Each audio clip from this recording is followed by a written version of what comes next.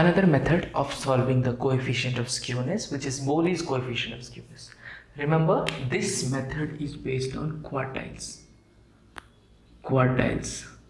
So we have already learned how to find out the quartiles. Those who don't know, please go back and watch the quartile videos, right? So I'll be uploading quartile video also. You can watch. So whenever we talk about quartiles, you have Q3, Q1 and Q2. Three quartiles you have, Q1, Q2, Q3 basically. So the formula for this will be very simple. Q3 plus Q1 minus 2Q2 divided by Q3 minus Q1. That's it.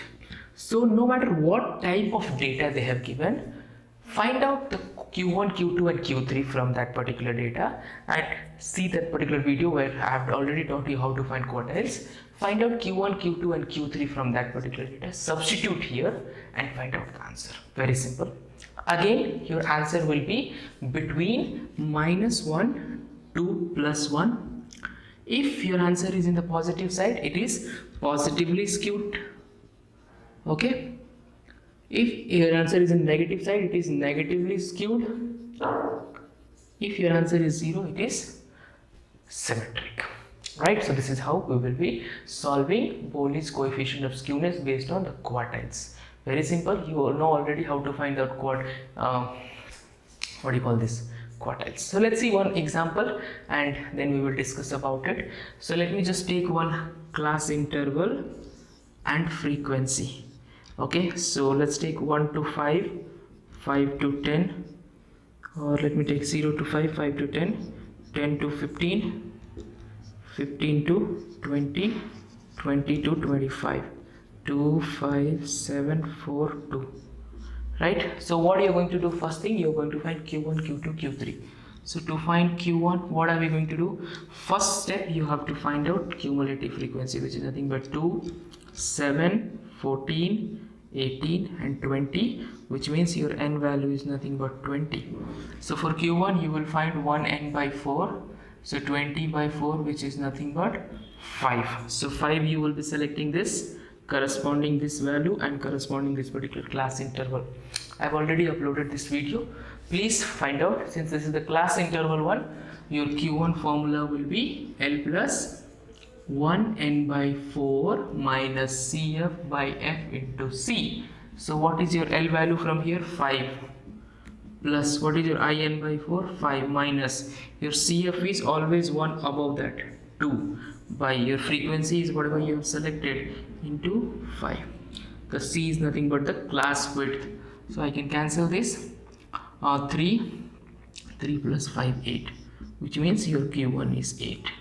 Similarly, you can find out Q2 and Q3, all of you, and after finding, try substituting in this. You will be easily getting the answer.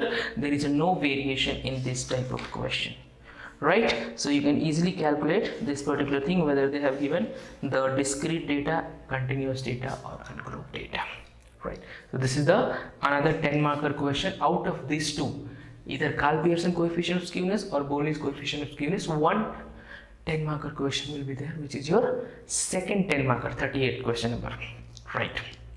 Let's see a few 2 marker question also based on this. So you can see the question which is displayed on your screen, where they have given mean and mode of the weekly ages is 45 and 36. So which means mean is equal to, they have given 45 and mode is equal to, they have given 36. Also standard deviation they have given 18 and they ask you to find coefficient of skewness.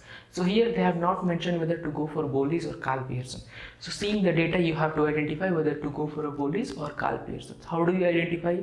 Remember, whenever they talk about quartiles, Bowley's, whenever they talk about mean, median, mode, Karl-Pearson.